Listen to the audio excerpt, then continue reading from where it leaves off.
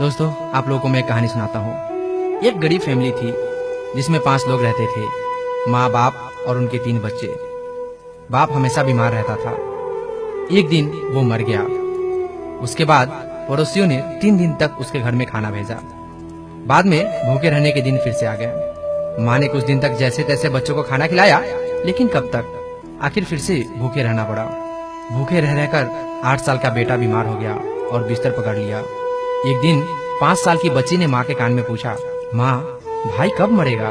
माँ ने झट से पूछा, ऐसा क्यों पूछ रही हो? बच्ची ने बड़ी मासूमियत से जवाब दिया, जिसे सुनकर आपकी आंख में भी आंसू आ जाएंगे। बच्ची का जवाब था, माँ, पापा मरे थे तो पड़ोसी ने खाना दिया था, अब भाई मरेगा तभी तो पड़ोसी खाना देंगे ना।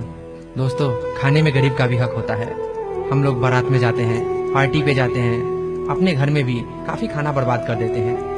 आप लोगों से मेरी विनती होगी कि प्लीज उतना ही खाना अपने थाली में रखें जितना आप खा सकते हैं। अन्न का एक दाना भी बर्बाद ना करें, क्योंकि जिस खाने को हम प्लेट में रखकर और जूठा करके फेंक देते हैं, उसको खाने के लायक बनाने में किसानों ने कितनी मेहनत की होगी, कितनी मेहनत के बाद उसको उपजाया होगा, फिर कितना मेहनत करने के बाद उसको खाने लायक बनाया होगा। माँ ने कितनी मेहनत करने के बाद उसको पकाया होगा, फिर वो हमारे थाली तक पहुँची है और हम उसको बिना खाए फेंक देते हैं। तो प्लीज अन्न का एक दाना भी बर्बाद ना होने दें। अगर हमें 2 वक्त का रोटी मिलता है तो हमें ये भी सोचना चाहिए कि लाखों लोग ऐसे हैं जिन्हें 2 वक्त की रोटी भी नसीब नहीं होती। तो प्लीज अन्न का एक दाना भी बर्बाद ना करें। अक्सर हम होटलों में जाते हैं और हम बहुत सारे खाने का ऑर्डर कर देते हैं और आधा खाकर आधे को ऐसे ही छोड़ देते हैं। वो खाना बर्बाद जाता है। पैसे हमारे हैं, हम खाने को खरीद सकते हैं, लेकिन उसको बर्बाद करने का हक हमारा नहीं है।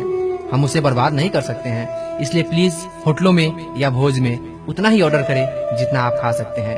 अपने घर में भी अपनी थाली में उतना ही खाना रखवाएं जितना आप खा सकते हैं।